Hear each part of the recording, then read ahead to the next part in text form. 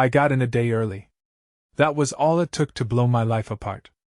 I wasn't supposed to be back until the next evening, but the airline changed the flight because of a storm system coming in from the west. They said if I wanted, I could catch an earlier plane to avoid more cancellations. I took the offer without telling anyone. Figured I'd surprise my wife. Figured maybe I'd come home, put my bags down, and just sleep in my own bed for once instead of another motel. I'd been away about a week for work, though it felt longer. I was looking forward to a quiet night, maybe some takeout if she hadn't cooked. I'm not a fancy eater. A burger or a slice of pizza is fine. Just something hot, so I can sit with my wife and talk about nothing. I was tired of airports, of cheap coffee in paper cups, and of the stale smell of travel. When I landed, the rain was coming down so hard, it was like somebody turned on a faucet in the sky. I rented a car, drove the last couple hours. Hydroplaned once or twice on the highway, but I managed. I kept thinking about how nice it'd be to walk in and see her face light up. I'd done it before, surprising her. The first time was years back, after a fishing trip with my dad. She'd laughed and nearly dropped the dish she was drying. I guess part of me wanted to feel that again. Wanted to see the look on her face that said, "I miss you." My father and I used to be close. He's old school, never talked much. After Mom died, he kind of retreated into his own corner of the world. He still had me, though, and my younger brother. But we all drifted. I got married, started working. My brother stayed at home longer, played guitar in the garage, tried to figure out his life. He and I had almost a 10-year gap, so we weren't exactly best friends. But we were family. You respect blood, that's what I was taught. I remember once Dad telling me, "No matter what, your brother's always your brother." Maybe that stuck in my head. I tried to be there for him, tried to help him find a job once or twice. He'd do it for a while, then quit. He was restless. Hard to tie him down to anything. So I gave up giving advice. Figured he'd figure it out eventually. My wife, we'd been married a while. No kids. Not that we didn't try, but it never happened. She used to get real down about that, even blamed herself. I said, "Honey, it's not about that. We got each other, we're good." She'd nod, try to smile. Sometimes I'd wake up to see her staring at the ceiling, tears running down her cheeks, and I'd pretend I didn't see. She didn't like pity. She was strong in that sense, always wanted to handle her sadness alone. I let her. Maybe that was a mistake. I pulled into our driveway. The sky was black, and my headlights flashed on the garage door. Rain hammered the roof. I was worn out, so I just grabbed my duffel and left the rest of my gear in the trunk. I thought, "I'll deal with it tomorrow." I stepped out. My jeans got soaked in seconds. I tried to cover my face with my jacket. Useless. Water was everywhere. I went in through the side door, the one that leads into the kitchen. That's how I usually come in. It was dark there, no lights on. I listened for any sound, thinking maybe she was asleep or out or something. But then I saw a glow from upstairs. A soft light, maybe the lamp in our bedroom. I moved quietly, not even sure why I was being so stealthy. Maybe I just wanted to see her before she saw me. The floor creaked in the hall. I took off my jacket but left my boots on, didn't even think to take them off. I was tired, wet, hungry. The bedroom door was half open, which was unusual. She liked to keep it closed when she was alone because she said it made her feel safer. I paused outside, not hearing anything except the rain pounding on the roof. Then I saw movement. 2 bodies. One on top of the other. It didn't register at first. My brain refused to line up the facts. I saw a man's back bare, his shoulders. I saw my wife's hair spread out on the pillow. My heart thumped so hard, I thought it'd burst. My mouth was dry. Then he turned slightly, and the light caught his face. It was my brother. I felt my legs lock, like I couldn't move. For a second, I almost laughed. Not because it was funny, but because it was impossible. That's my wife. That's my brother. My younger brother. Couldn't be real. But it was. I stood there, maybe 5 seconds, maybe 10. They didn't hear me. The storm was loud, and they were busy. I just looked. I'm not sure I can describe what went through my head. It was a mess of rage, disbelief, betrayal. Then everything got cold inside. Everything shut down. I stepped into the doorway and said, "You done?" That's all. 3 words. And the second I spoke, my brother froze. He turned to look at me, eyes wide like a kid caught stealing. She gasped. I saw her lips open, but I heard no sound. I turned away and walked down the stairs. My face felt like stone. In the kitchen, I put my duffel down. I opened the fridge. I grabbed a cold beer. I twisted the cap, tossed it in the sink. I sat at the table, water dripping off my clothes, forming a puddle on the floor. I took a swig. Tasted bitter. The overhead light flickered once. I waited. I expected footsteps, shouting something. Took another drink. Then I heard him rushing down, jeans half-zipped, belt clanking. He stopped near me. I didn't look at him. He said, "I'm sorry, brother." I'm sorry." That was all he got out. I looked at him, looked at his face. He was breathing hard, fear in his eyes. I stood up, still holding the bottle. Then I swung it at his face, put all my weight behind it. The glass smashed into his cheekbone, and he went sideways into the counter. There was this dull crack. She screamed from the stairs. I couldn't see her, but I heard the panic. He hit the floor, cursing, blood running down his chin. Then I dropped to one knee and punched him. Just once, right in the jaw. He groaned. I was breathing through my teeth, like an animal. Then I spit on him. I spit on the floor. I turned toward the stairs and saw her shape, just half covered with a robe, her eyes wide. I spit again. Then I walked out. The front door slammed behind me, but I didn't lock it or anything. I just walked into the rain. I didn't sleep at home that night. Drove around with no destination. The rain kept hitting my windshield so hard, I had to pull over at some point. Found a 24-hour diner and stayed there until morning. Didn't eat much, just nursed a coffee. My knuckles were swollen, and I wiped my brother's blood off with a napkin at some point. The waitress asked if I was all right. I just nodded, didn't speak. She didn't push. Maybe she saw men like me before. The next day, I went back. My brother was gone. My wife was in the kitchen, arms folded, eyes red. I passed her without a word, went upstairs. I looked around, saw if anything of his was left behind. His guitar was in the closet. A beat-up denim jacket he liked was on a chair in the guest room. A small box of junk, old pics, sheet music, a watch that used to belong to our mother. I gathered all of that into a laundry basket. I carried it out to my truck. She stood by the doorway, said nothing. I didn't look her way. I just drove to my father's place. When I got there, he was in the garage, tinkering with his tools. I dropped the basket on the concrete floor. Everything rattled. He looked at me, puzzled. "What's going on?" he asked. He looked at the stuff, recognized the guitar, the jacket. "Where's your brother?" I said. "Ask your younger son." He could see I wasn't in the mood to explain. His hands shook a bit.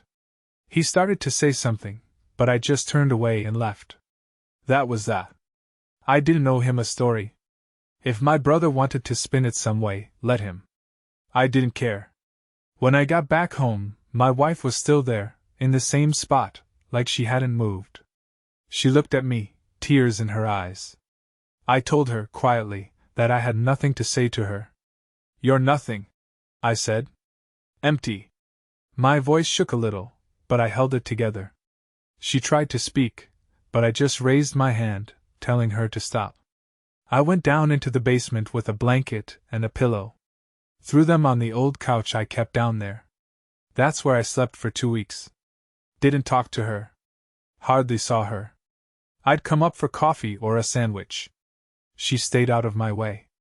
The house was silent except for the creaks and groans it always made, After those 2 weeks, I left for good. I packed my clothes and personal stuff in a couple of boxes, loaded them in my truck. Didn't say goodbye. I found a small apartment on the other side of town. Cheap rent, nothing fancy. I worked my usual job, tried to stay busy. I kept waiting for the divorce papers or something, but they never came. Turns out she was pregnant. I heard it first from my father, though he didn't come right out and say it. He hinted something about, "You two expecting?" I almost laughed. I told him we weren't. Next day, I got a call from her mother, telling me that my wife, I guess still legally my wife, was carrying a child. She wanted me to talk to her. I hung up. A few months later, my wife, ex-wife, or soon-to-be, left a message on my phone. Said she'd had a doctor's appointment, and everything looked good. She sounded cautious, like she expected me to yell or curse. I didn't call back. I kept telling myself it wasn't my child. Couldn't be. My brother had done this. And I sure as hell wasn't going to show up at the hospital with flowers. But then the thought kept nagging me, maybe there was a small chance it was mine. We'd been married a while. We'd tried. It never worked before, but what if? Part of me needed to know, so I eventually drove out to see her. Didn't tell her I was coming. We were both stiff as boards when I arrived. She was about 8 months pregnant at that point, belly big, face tired. She was living in the house still, alone, from what I could see. I asked her, "How do I find out?" She knew what I meant. She said the baby wasn't born yet, so we'd have to wait for tests. I just nodded. She seemed like she wanted to cry, or talk, or something, but I kept my eyes on the floor. I told her I wanted a paternity test the minute that boy was born. I stressed boy, and she said, "I don't know if it's a boy." But I had a hunch. She tried to tell me something about the due date, about the doctors, but I was done. I left. When the baby was born, about a month later, I got a text. Just said, "He's here. Hospital, room 407. I almost threw my phone out of the window. But I went. I had to see. When I walked in, she was holding this tiny bundle.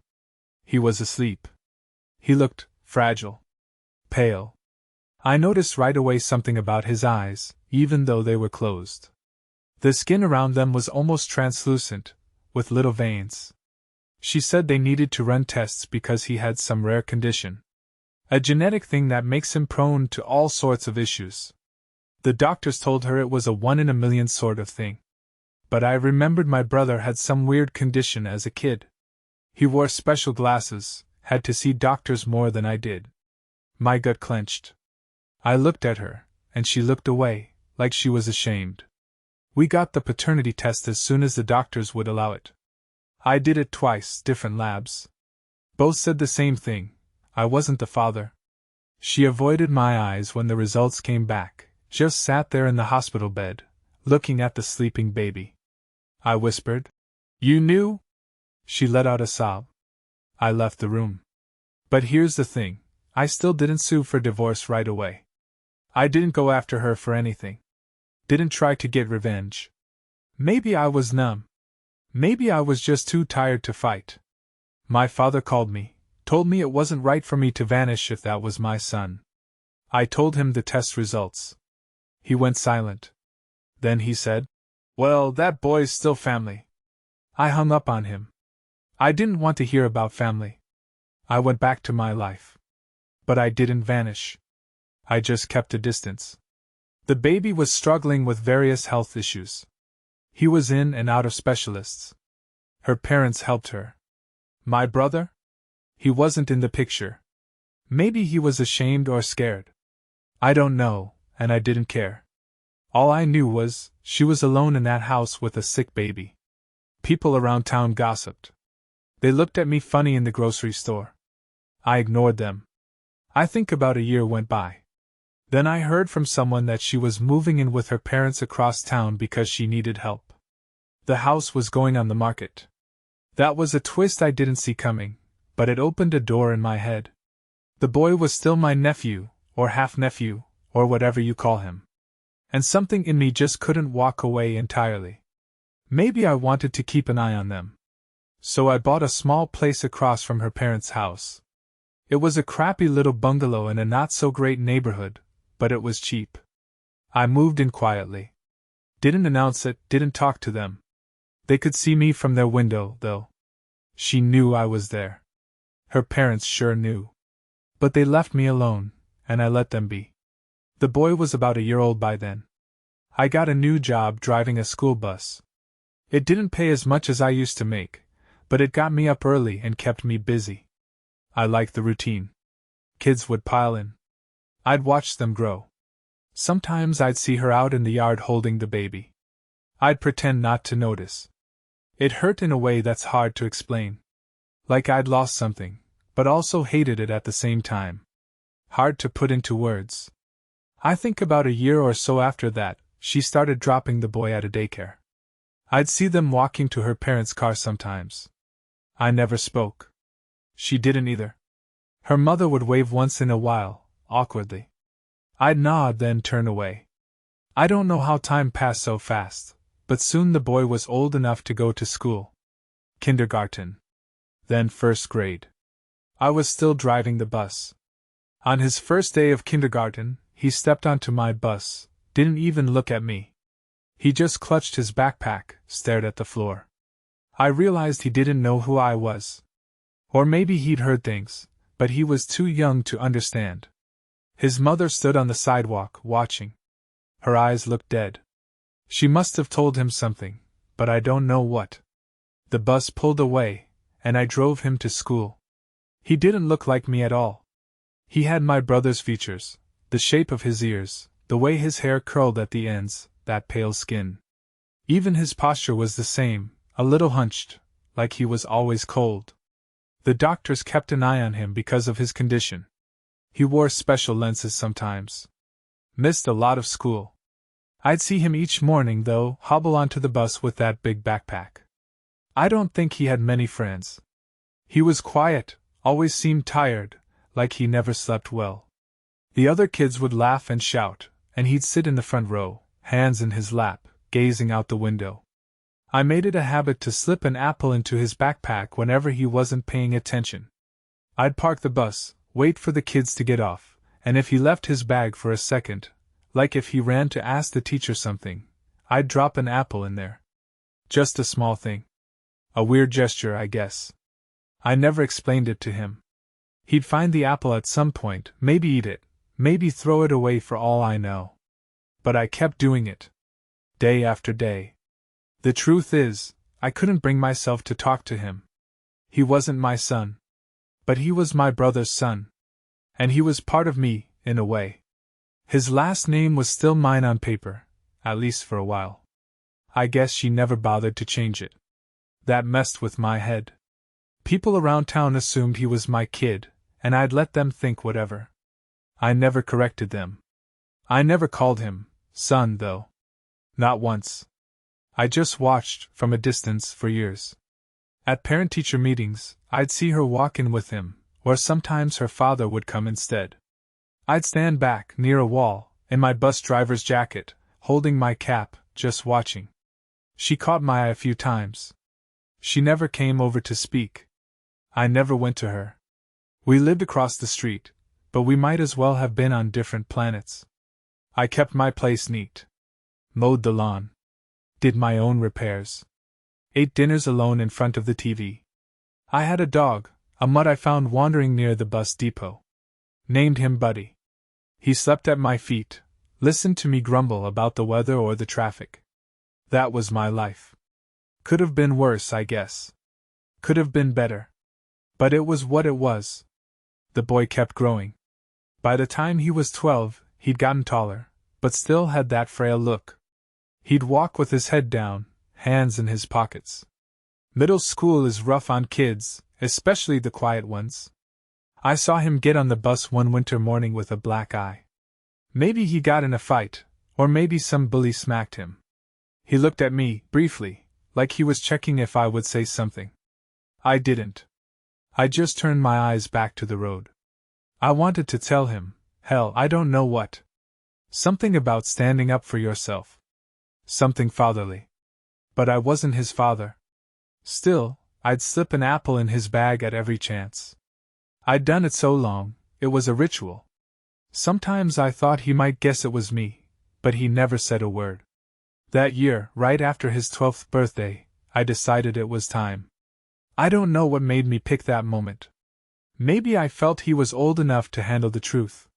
Or maybe I just couldn't carry it around anymore. I wrote a short note.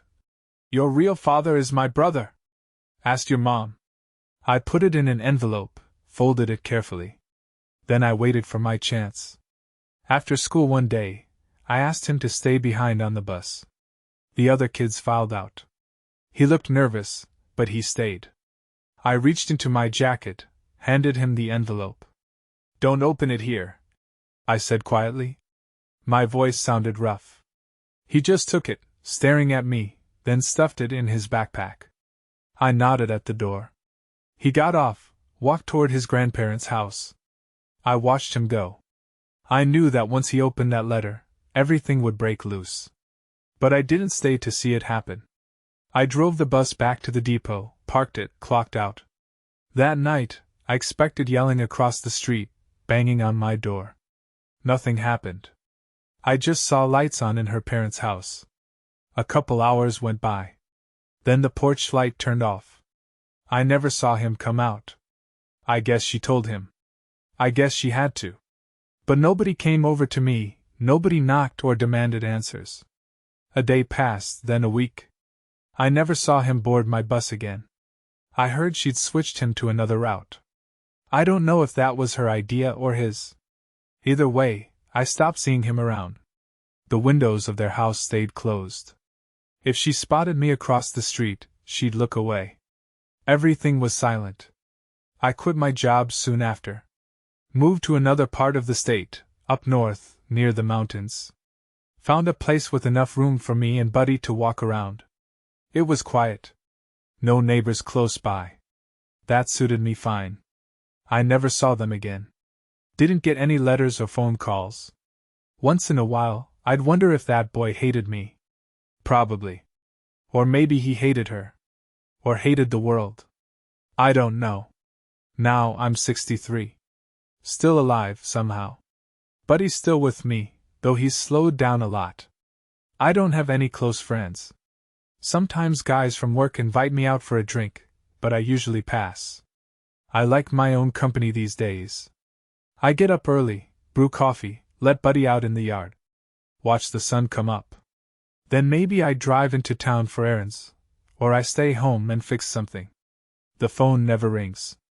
I'm not sure who would call. My father passed a couple years ago. My brother? I have no clue where he is. My wife, ex-wife, maybe still lives with her parents, or maybe not. I'm not interested. People say a man my age has regrets. Sure, I've got regrets, but not about what happened. I did what I thought I had to do. I gave them the truth and left them to deal with it. I didn't want to be the hero or the villain. Just wanted them to know I wasn't going to pretend everything was fine. Sometimes that makes me feel a little bit of peace. Other times I feel empty. That's life, I guess. I won't say it was easy. I still wake up some nights, sweating, remembering that moment in the hallway. My brother over my wife, her eyes shut, his body pressing down on her. It's burned into my head. And then I see that boy's face, the black eye, the confusion. My nephew, but also my wife's child. Not mine. Sometimes I picture the day he read my letter. I wonder what he felt. Anger? Fear? Betrayal? Probably all of it. But I had to tell him. I just did. And now, that's how things are. Maybe one day he'll come looking for me. Maybe he never will. I'm prepared either way. I think about that old house sometimes. About the basement where I slept for 2 weeks. I can still smell the mildew in the walls, the damp cement floor. The sound of the fridge kicking on upstairs in the middle of the night. I was so angry. I remember punching the basement wall one night just to feel something crack in my knuckles. My whole life was falling apart. But I survived it. Kept putting one foot in front of the other, day by day, until it hurt a little less. Some folks asked me if I ever tried to fix things with my wife or my brother. Hell no. Some lines, once they're crossed, you don't come back from. And I'm not a saint. I'm not big on forgiveness or talking it out. I figure everyone made their choices. She slept with my brother. He did what he did. Then a kid was born. That's how life went. I'm not here to patch anything up. I'm just here to keep breathing until I don't. Sometimes I dream about that boy. He's older in my dreams, maybe a teenager. He's standing at my door, holding a letter. He looks at me with my brother's eyes and says something like, "Why did you leave me?" I can't answer. Then I wake up. My heart's pounding, and Buddy's licking my hand, worried. I stroke his head and tell him it's fine. It's just a dream. But it lingers in my mind the next day, and I can't shake the feeling. Does that mean I regret anything? No, I don't think so. I did what felt right at the time. I don't think any of us won. There was no winning. Just reality. If I could go back and not catch that earlier flight, would I do it? Sometimes I ask myself that, usually after a couple of beers. The answer is always the same, no. I'd still come home that night. Maybe I needed to see what was happening behind my back. Maybe we were all doomed anyway. At least this way, there were no illusions. I saw the truth. It hurt. It still does in a dull way. But the lies ended. I think that's worth something. So yeah, I live alone now. My dog's my only companion. I don't plan on moving again. I've got enough saved to keep me afloat. I won't pretend my life is full of joy, because it's not. But I sleep okay. It's not peace, exactly, but it's a kind of acceptance. I can open my eyes in the morning and not feel a knife in my gut. I can stand in my kitchen, drink my coffee, and know that nobody's lying to me. The people who betrayed me know that I know. The boy knows who his real father is. Everyone has the facts. Maybe that's the best I can do. Just sit here with my quiet truth. And if someone asks, I'll say the same thing. I'm not sorry for how it ended. I'm not proud either. It just is what it is. And I can live with that. If they can't, well, that's on them. Because, at the end of the day, all we have is the life we make for ourselves, and the knowledge that we didn't hide from what we knew was real. I've made my bed. I'll sleep in it, alone, but honest. That's enough for me.